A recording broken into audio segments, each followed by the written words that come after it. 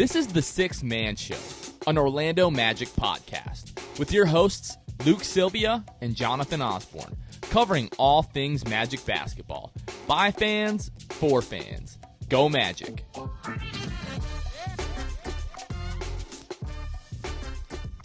What's going on, Orlando Magic fans? You guys are back with the Sixth Man Show. Today is May 9th, 2022. Jonathan Osborne here. As always, I am joined by my co-host, about to move to Florida, Luke Sylvia. What's up, bro? As you guys are listening to this on May 9th, if you are on May 9th, exactly a month from moving day for the Sylvias. Back to Ocala, Florida we go. How do you feel about that? Like, for a while you did, I know you guys are moving back for family, but how do you feel about moving specifically back to Ocala? If you ask me 3 months ago, I tell you I'm never moving back.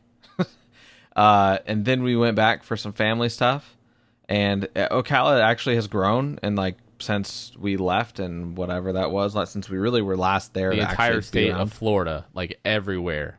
Mm-hmm. It's crazy now. So whatever, 4 years ago, 3 years ago, whatever it was, like that, it has changed a lot, and so that really played a huge part. And a lot of people that like I graduated high school with are there. But it's not like they're there because they're losers, because that used to be the sentiment, right? Like, if your hometown is small, which it was at the time, not 3 years ago, but like, back in when I was in middle school, elementary school maybe, it has grown exponentially, but like that was the thing, People, if you were studying Ocala after you graduated high school, then like you probably didn't make it. But like there's people genuinely making it. I know people that are now realtors, all sorts of things, and they're making a name for themselves. It's pretty cool to see, and it makes me feel better about moving back. I think that is just a hometown stigma that everyone has. They feel like, if I'm still in this town 5 years, 10 years after I graduate, I'm a loser. And then all of a sudden, like 6 years go by, and you're like, you know what? I'm still here. I'm doing okay for myself. And then you just kind of grow up and you kind of like move past that. But yeah, I'm glad that Ocala is growing. It seems like you guys are going to have a nice little area to raise the kiddos in. Yeah, we are excited about it. I mean, you did kind of announce that you're having a boy. I did. Yes. Let's go. Future, and this is cliche to say, but it's true this time. It's a future Orlando Magic basketball player coming to you. Yep. In October. Dude, he's gonna be white as snow. He's gonna be 5'8", and he's just gonna dunk on everybody. So back to reality. I don't know what it is, dude. My kid's fingers are so long. Like, he looks like he's ready to palm a basketball already. It's like really, like, I have very average hands. Yeah. His like finger to palm ratio is insane. Like, really? Literally baby Kawhi. I'll have to send you a picture of my kid's hands. This is getting weird. Anyways, guys, we have a very special episode for you today. We had Jake Chapman of the Orlando Magic Radio Network that came on. Talk about the NBA draft lottery. We talked a little bit of Jeff Weltman, John Hammond, and the job they've done. First time we had Jake on the show. I've run into him in person a couple of times. Always fun to talk to Jake. He was great on the episode. I think you guys are really going to enjoy that. Before we get to the interview, we do have a couple of things that we want to cover. First of all, coming up next Tuesday, May 17th, we believe it's going to be around 7 o'clock. It's looking like that. We're going to be at Harry Buffalo, downtown Orlando, for the NBA draft lottery. The watch party will be down there. Trivia, giveaways, giving away a free signed Franz Wagner jersey. Luke is busy scheming on how he can make his way to the draft lottery watch party, so watch out for that. If this comes to fruition, it will be the first time ever that all three of the Six-Man Show OGs will be in the same building at the same time with Jonathan, Luke, and producer Kevin. So if there is not any other reason that you will come to the draft lottery, it should be for that, because that is going to be a historic moment. Mm-hmm. Come shake my hand. We'll have a nice talk. We'll have a chat. Maybe I buy you a drink. I don't know. So, it depends on how I'm feeling. Get a couple drinks in, Luke. Who knows? Who knows? The card's coming out. Oh, my gosh. The black card. He's like, you know what? Whatever. Forget my kid's college. Just whatever. You want another Mick Ultra? Here you go. I'll just start hitting the card on the bar. Yeah, perfect. Exactly. Bar keep. Another round. So yeah, May 17th. We're thinking 7 o'clock, Harry Buffalo, downtown Orlando. And also just quickly want to shout out our patrons that help financially support the podcast. Shout out Court Cousins, Drew Gooden, Armin, Keith Garcia, Zico, Carson Tulo, Nathan Lynn, Ellis, Jonathan Borges, Norm L, Magic Player History, Julio Bailey, Matt Lyman, Eric Segovia, Gabe Gaines, Wiffle, Michael Martin, Jamel Miller, Michael Salapong, Franz Goated for show, Ryan Singh, Blake Bickerstaff. If you would like to help financially support the Six Man Show, you can find us at patreon.com/the Six Man Show. Luke, we didn't mention the mommies out there. We're recording this Sunday night, Mother's Day. Hope everyone had a wonderful Mother's Day. We love all the mothers out there. You guys are greatly appreciated. And we're going to run a double tankathon. Shout out to D. Randalls on YouTube, who suggested since we missed the tankathon last week, we run a double tankathon. So here we are at tankathon.com. We are going to run the NBA Draft Lottery Simulator. We're going to run it once. We'll see how that happens. Then we'll run it again, see what happens there. The last 2 times I've run this and posted the results to Twitter, I've ended up with the number 1 overall pick. We have yet to end up with the number 1 overall pick on the show. So let's see what happens. Let's sim the lottery. And the Magic end up 5th with Oklahoma City number 1, Indiana number 3, Washington number 7, Houston number 4, the Orlando Magic at number 5. Let's go ahead and run this again. The Magic end up number 5 with Houston number 1, Indiana and Oklahoma City again jumping into the top 4. Indiana at number 2, OKC at number 3, Portland at number 4, and the Orlando Magic at number 5. I don't like it. I don't like that at all. And we talked about averaging out the picks that we receive in this double tankathon. We ended up with number 5 both times, so the average of 5 and 5 would be 5. I think we've talked about this a little bit. We just have to accept that we're going to end up with the 5th or the 6th pick. And when that happens, you're like, okay, that's what we expected. And then anything over that is just like greatly exceeding expectations, and we can be really excited about that. Yeah, absolutely. All right, that is going to do it for the intro of the show. We're going to get into the interview with Jake Chapman. All right, Orlando Magic fans, we are back. We are here with Jake Chapman of the Orlando Magic Radio Network. Jake, first time on the show. Thanks for joining us, man. How are you? Yeah, I feel like we're long overdue. Thanks for having me, guys. I appreciate it. Definitely agree. It's been a long season. We've talked at length about it on the podcast here. You talked about how everyone from the organization has kind of taken a breath the last few weeks, but now we're getting ready for the draft lottery. Are you excited or anxious? How are you feeling about the lottery? Those are 2 good words. Anxious is probably the best word. I don't know. It's a big one, man. After the last year and a half, it's like, come on, we're due. I want it. I want a little luck. I don't know if we need to be thinking of Pat Williams and his rabbit's foot or whatever, like turn back the clock a little bit. But we're due, and it's certainly a big night for the organization. I thought because we're putting on a draft lottery party over at Harry Buffalo that night. I thought of like bringing like 1,000 ping pong balls, like just in case. Like if we win and everybody take a picture kissing the ping pong ball with the number 1 like Pat did back in the day. That works. But I think that's a great idea. I'm going to try to stop by. I'm going to do the In the Zone with Brandon Kravitz, and I'm not sure if I'm going to do it in studio or where I'll be. But I'm definitely going to swing by this year. I missed you guys last year. Awesome. And Dante said it was awesome. And then kind of the room got let out, or the air got let out of the room a little bit. But I guess everything worked out with 5. Yeah, well, there's a couple things here, right? Like we tell people we're having this lottery party, and they're like, ooh, like, do you guys really want to do it at the same location again? I'm like, first of all, we're downstairs this time, not upstairs. Second of all, we're gonna bring ping pong balls. Hopefully, maybe this is what it sounds like. Well, no, I was kind of kidding. Like, I don't want to poke the bear, poke the proverbial bear of history, and like wag my finger in the face of that. I'd say we just do everything we didn't do last year. Right? We're on the bottom floor. Bring the ping pong balls. Jake's there. It'll be. Have you ever seen Jingle All the Way with Arnold Schwarzenegger? Of course. When they he's in the mall and he's trying to get the Turbo Man, and they throw the balls up in the air. I don't want it to be that kind of scenario with just ping pong balls. See, that's what I'm picturing. Lawsuits, pending lawsuits, that was wacky hijinks with guys, legs going in the air. Yeah, exactly. So I thought about it, but for that reason, my better judgment prevailed. But let me just say this: just because last year didn't work out the way we wanted to, doesn't mean you abandon the location. I think we go back. You're downstairs now. You got a little bit bit more stature.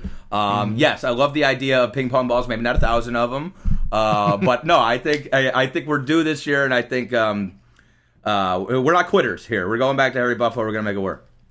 And the vibes, the atmosphere was incredible until the Magic ended up with the 5th pick. Like before that, you would have thought we were winning the NBA Finals. Like everybody was going crazy. And before the electricity, the TV went out. Yeah, before that. Well, even after that, when the power came back and the TVs came back, because it was a terrible storm that night. It was a bad omen. Even after that, yes, it definitely was. We should have known better. But we got to remember that getting 8 was a win too, right? Like that's why 100%. The vibes were high, right? Like we didn't know necessarily heading in that it was going to work out that way. So, well, even the 14th pick, I think it ended up being the Warriors pick, if I'm not mistaken. But from the very first pick, there was no chance the Magic were going to end up that low. But when they announced the 14th pick, everybody went crazy as if we had dodged some kind of bullet. It's like, guys, we had no chance of ending up 14th. Like everything is okay. The lottery for us starts at 8. And when it came up the Bulls, and Jake, I don't know if you saw like the in-studio reaction of like the Bulls analysts, like, we got the 8th pick. We're keeping it. It's not going to the Magic. And then they're like, wait a minute. That pick is actually going to the Magic. Like, what do you mean? That broadcast was so funny. The Bulls broadcast was hysterical. How do you? How do you get on without like that sort of level of people prep? do it like, on ESPN every day, and it seems like they're encouraged to do that. Yeah. So, but that's why like Jake Chapman exists. That's why the 6-Man Show exists, because we actually know what we're talking about the Orlando Magic. Sometimes. Yeah. Sometimes. Yeah. Well, we like Luke and I fake it. I mean, Jake is a professional. Luke and I just get on here and kind of fake it till you make it, ramble. Bro. That's right. Hey, that's the name of the game. And you use the word professional very, very loosely. I'll say that. I do not use it loosely. If you take it loosely, that is one thing. But I use it, very, very specifically.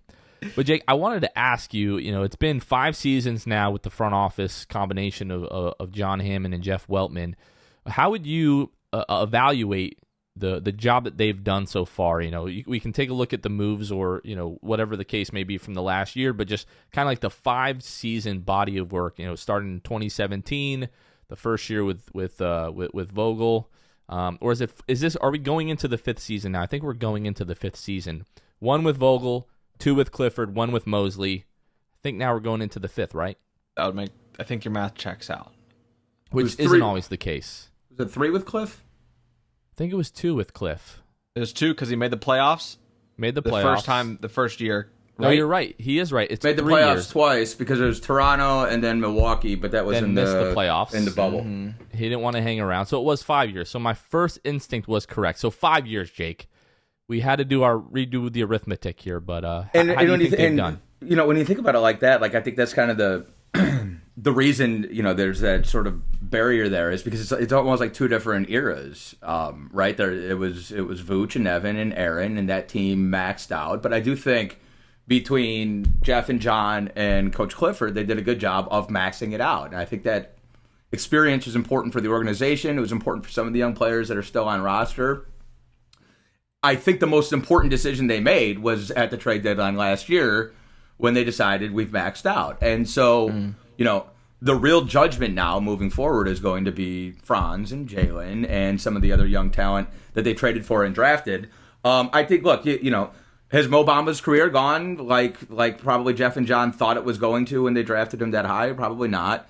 Obviously, with J.I., you're talking injuries. I think Chuma's been right about what Chuma and Cole, I would say, are right about what you would expect for where they were drafted. I think they've both proven they're going to be contributing players on a good team.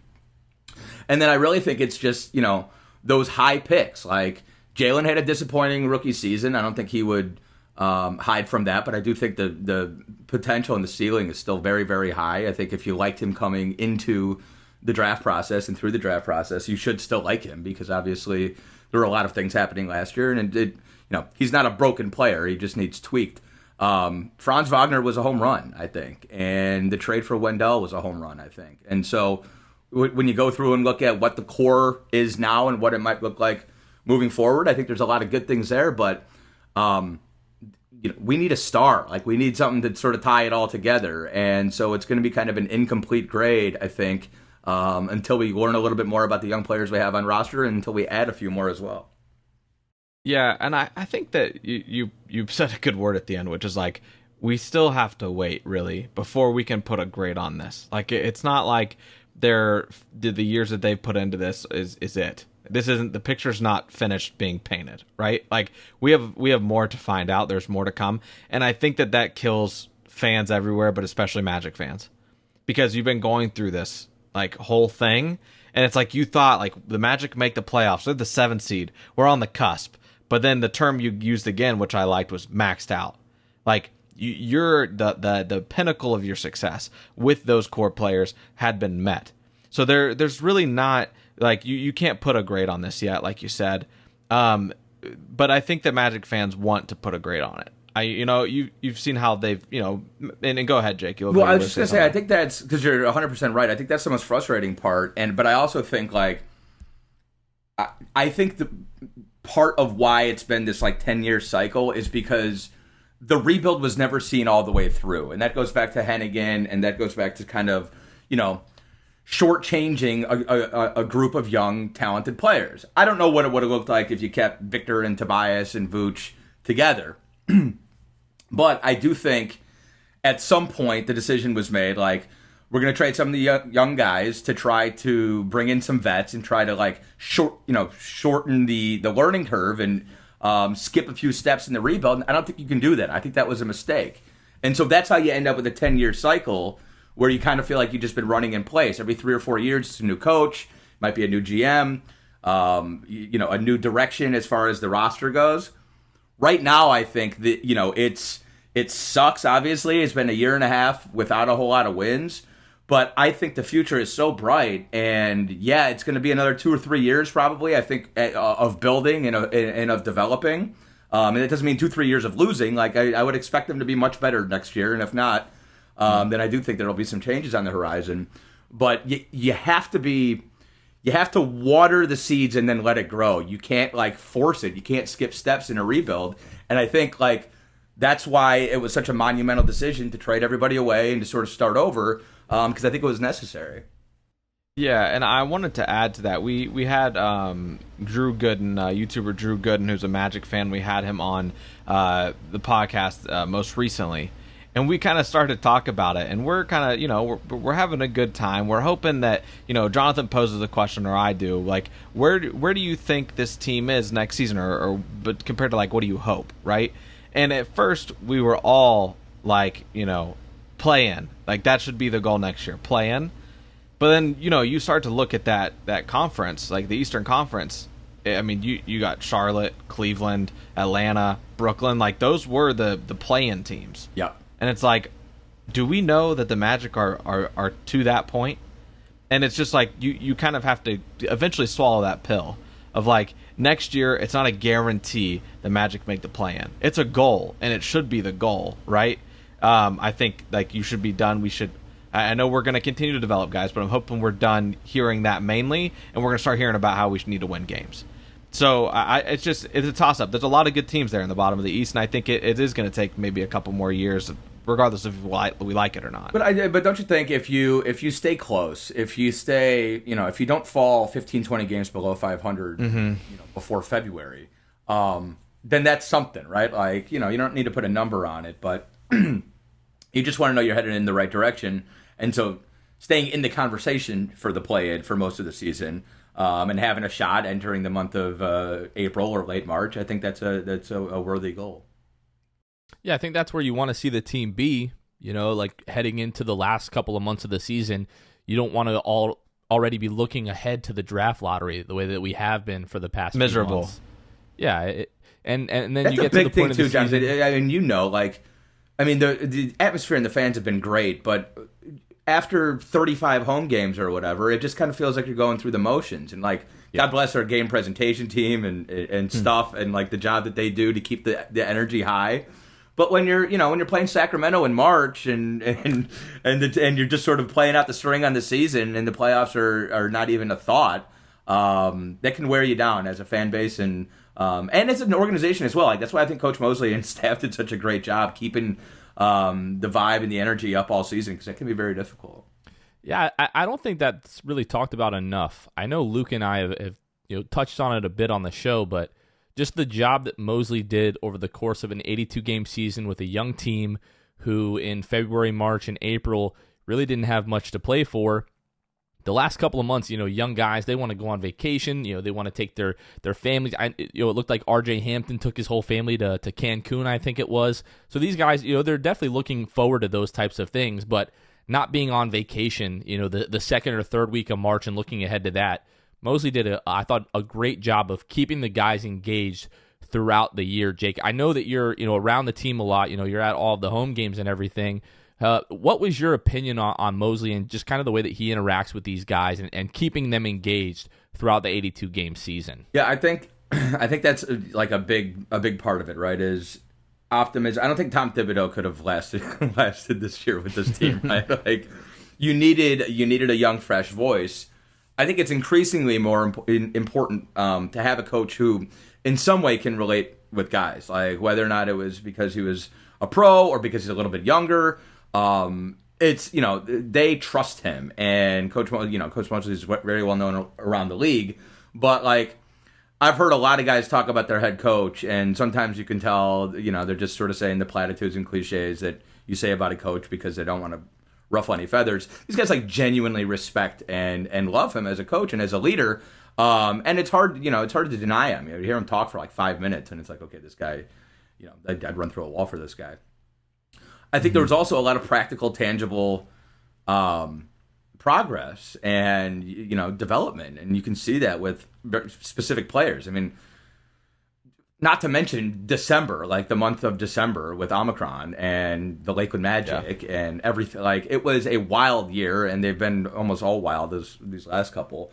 But just think about what you saw from Cole and Wendell and obviously Franz and even guys towards the end of the year who came on strong. Like it was a big year for Mo Bamba. He had some good stretches and he had some rough stretches. He finished strong. I think that's important. R.J. Hampton was up and down this year. He finished strong in the month of March and into April. So I think keeping guys like that engaged throughout the year and then having them play, some of them, their best basketball in what quote-unquote were somewhat meaningless games, hell yes, that goes back to the coach. He's the one that's making all that happen. Yeah, and I think that, something I've heard recently is like, everybody wins when the leader gets better. And Mosley got better this year. Like there was times where early in the season, Jonathan and I would be scratching our head about like, why didn't he use a timeout there? Or like, why didn't he do this? Why didn't he do that? And as the season kind of went along, we started to realize the glue of really what's holding the season together isn't the X's and O's. Like what's holding this team together is Mosley and just his way of communicating with these guys. And motivation. And the what he allows them to do, right? They're young players. He doesn't discredit them at all, obviously. Jalen Suggs, when he's injured, you see him coaching from the sideline while he's injured and really involved in the game. Mosley's like, I guess, like maybe the words that he speaks to Jalen made him feel like Jalen, he could like do that. Like it was okay for me to do that.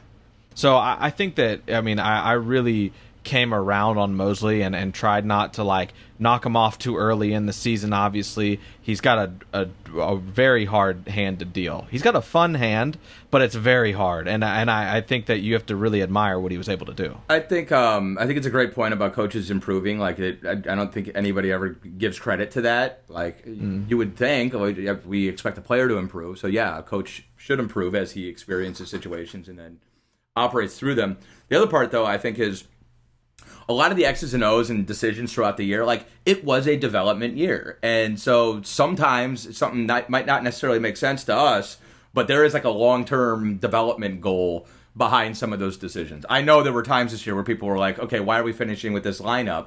But the bottom line was like we needed that data. Like the coaching staff wanted to see different combinations. And yeah, like in March, maybe we win that Cavs game if we don't finish the game with whoever was on the floor. I don't remember. I think I blocked that one out of my mind. But there were definitely instances where you said, okay, it made sense to second guess. And I think we needed to remember that this was a year about developing all of the guys on roster. And that includes, Iggy Brasdeikis or whatever. Well, the development of Ignas Brasdeikis is critical to the future of the Magic. I don't know that anybody would argue that that's not the case. Played well at the end of the year. He definitely did. I was very critical of Ignas Brasdeikis, and too many times on this podcast, I'm like, I've seen enough But Iggy, he played his butt off, the last, 5-7 games, whatever the case was, when he started to get, 15 to 20 minutes a game, started, scoring the ball pretty well there. Jake, I wanted to go back just a little bit to our conversation about John and Jeff. Last year during the draft lottery, it's almost become a meme on, Magic social media of the look on Jeff Weltman's face when the Magic received the 5th pick. You could tell that he was disappointed. Obviously, the Magic had odds to end up in the top 3. That was not the case. If history repeats itself, as I knock on my fake wood desk here, if the Magic aren't so lucky this year as to end up with a top 3 pick, and the Magic is, the organization maybe is not satisfied with the talent available at the 5th or the 6th pick, do you think there is any possibility that we are here having this same conversation next year, hoping for a top pick in the lottery? I hope not. I think there's, I think if you don't, the bottom line is like hit the pick. 1, 5, 8, you can get a great player there. We saw that last year, and so yeah, I think you're better off if you land a top 3 pick. But I wouldn't expect the number 1 pick to turn us into a championship contender next year, and I wouldn't expect the number 5 or the number 8 pick to turn us into it. It's no matter what, it's going to be it's going to be a steady climb, and we should probably expect that. Now, with that said, again, if we start next season the way we did this year, basically, and if we're sort of at the bottom of the standings throughout the year, I think probably that's when you start to say, okay, like, what are we doing here, right? Like, everybody expects the team to be better next year, and that's not. I can say that pretty comfortably. Luke has mentioned on the pod a few times that Jeff is always very particular about the phrasing he uses, especially when he's making media appearances, and talking about how the goal this year was development. So we're kind of on pins and needles waiting to get closer to next season to really start to ask Jeff, like, what is the goal this season? And if he says to win games, to be, competitive, and, think about the play-in game, because a few years ago it was our goal is to make the playoffs. And this year it turned to we're focusing on young players, we're focusing on development and learning this season. And those kind of buzzwords are what we're going to be looking for heading into next season. And I think the sentiment throughout the fan base is that we should be competitive, but it's almost like you never know quite exactly what you're going to get from Jeff Weltman. And I think part of that is on purpose. He likes to keep things very close to the vest. Yeah. But it seems like the organization sentiment, Jake, and I hope I'm not speaking for you here, but people within the organization expect the team to compete next year? Yeah, definitely. I think you've got you're still going to have a young core, right? Like I don't think we're going to go out in free agency and bring in Harden or something like that. Oh my, please God, no. It's free agency. It's pretty evident, I think, from what Jeff and John have done and from the direction where we are right now, that we are building a young core, and it is going to be another year somewhat about development, but further development, right? Like, so guys aren't going to be rookies or in their second year anymore. You are going to expect big jumps from some of the core guys. And I'm sure there will be, minor tweaks, maybe some trades, and obviously you're going to hopefully land one or maybe two really good players in the draft. And so you end up going in and saying, I don't think you're going to say or hear that the play-in or even the playoffs necessarily is the goal, right? Because somebody like Jeff and John, they're smart enough not to sort of box themselves in like that. But I do think you'll hear, the buzzwords or the mantras a little bit more ambitious than just development. Like I think you nailed it. I think last year everybody knew it was going to be a rough season, and when you go young, you don't win a lot of games. It's hard to win with a whole bunch of youth in the NBA. Next year we're going to be a little less young, and so we're going to expect to win a little bit more. I don't know if that means being a top 4 team in the Eastern Conference, but I do think heading into next season, the thought is going to be we want to be one of the best 10 teams in the conference, and I don't think that's out of the realm of possibility at all.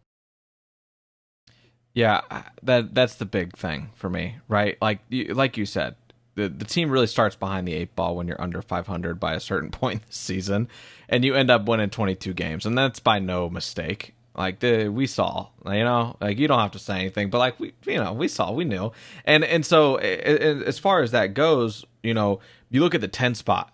The team in the 10 spot in the East had 43 wins this year, I believe it was 43 or 42. But it's like, is there a path to that? And that's a lot of what we spent last episode on.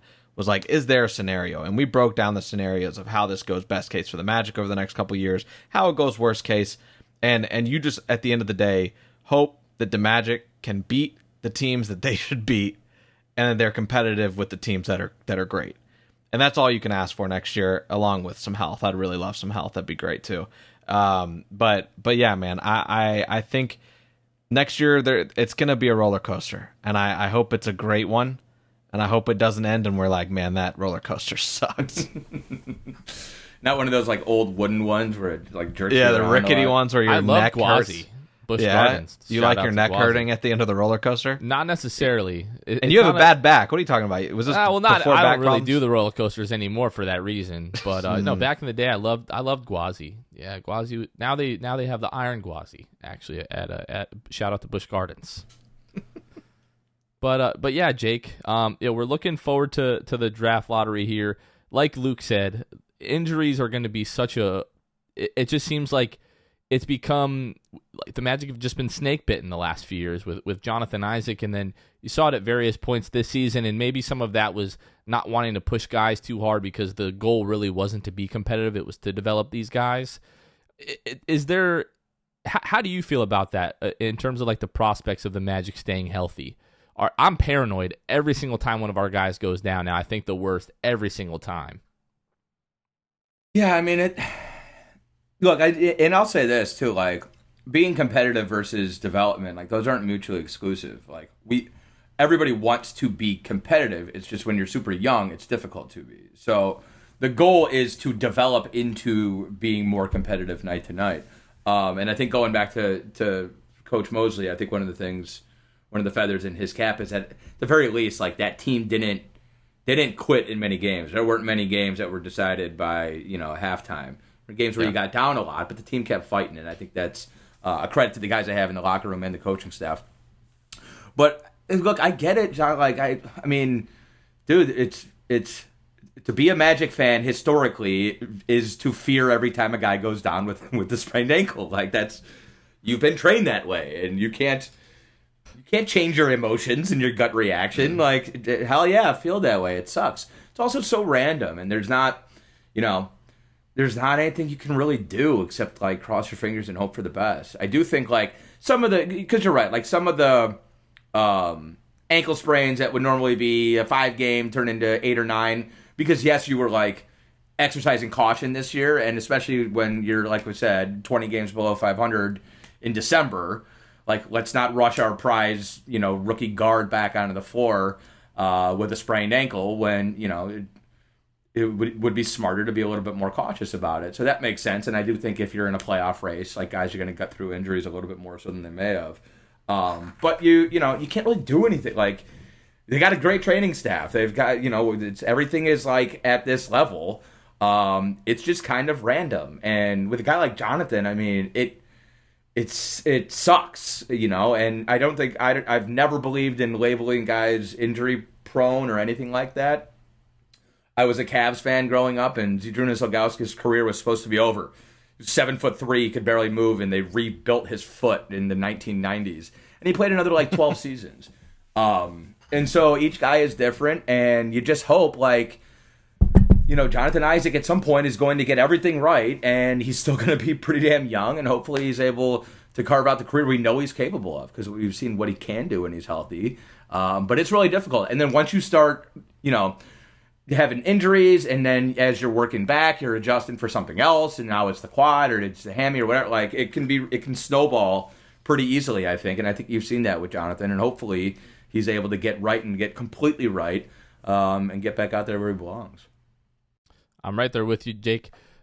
Before we leave you here, just give us your overall sentiment on the future of the Magic. How do you think this goes over the next 3 to 4 years?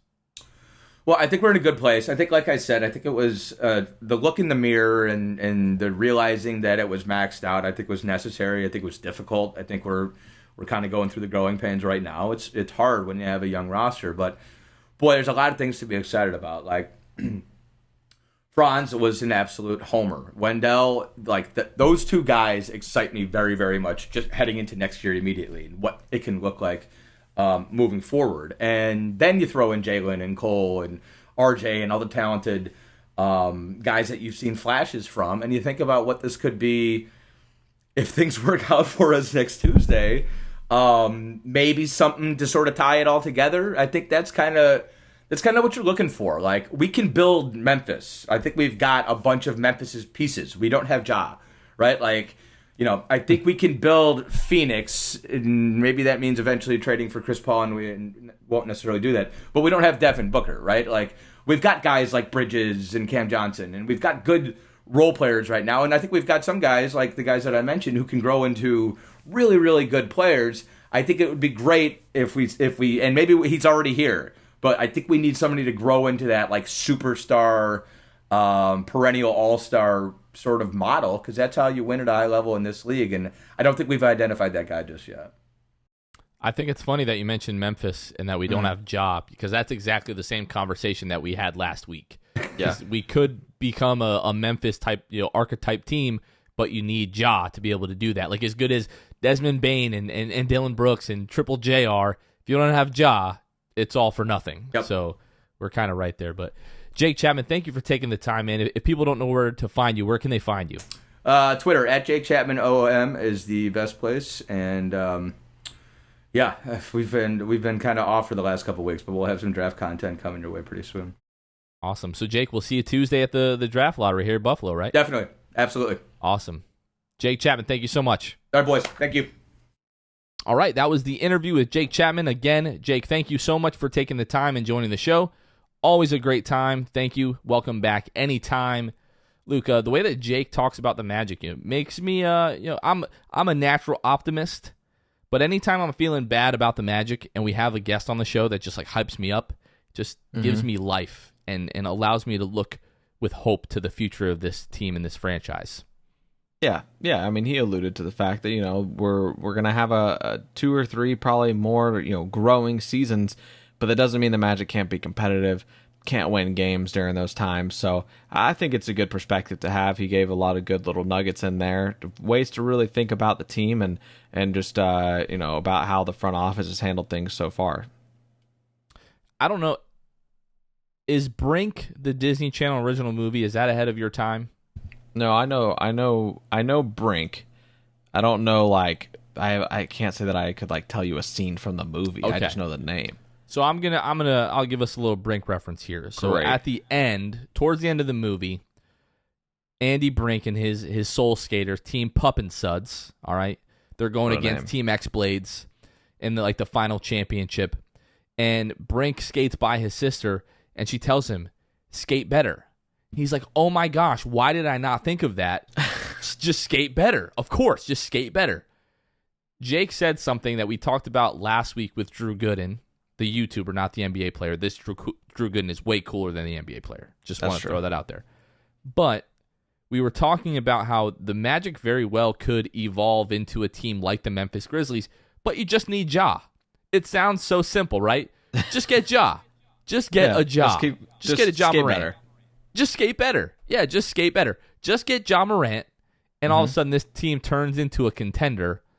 But it really does feel like that. Now, the Magic might have Ja on the roster. I would say probably not, but it's not outside of the realm of possibilities if we're talking about like a Franz Wagner, right? Like that, I think that's the guy that we're like, probably not, but maybe. Maybe. Probably not, but he could be, potentially. But yeah, just get Ja. It's pretty simple. Absolutely. Simple. All right.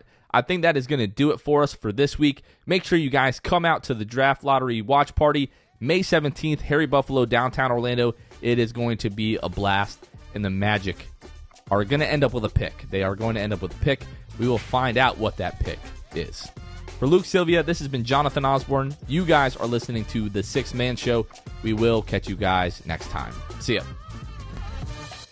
Thanks for listening to The Sixth Man Show.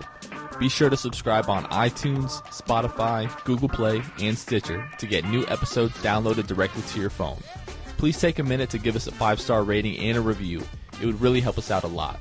Follow us on Twitter and Instagram at 6Man Show and like us on Facebook. We'll catch you guys next time. Go Magic.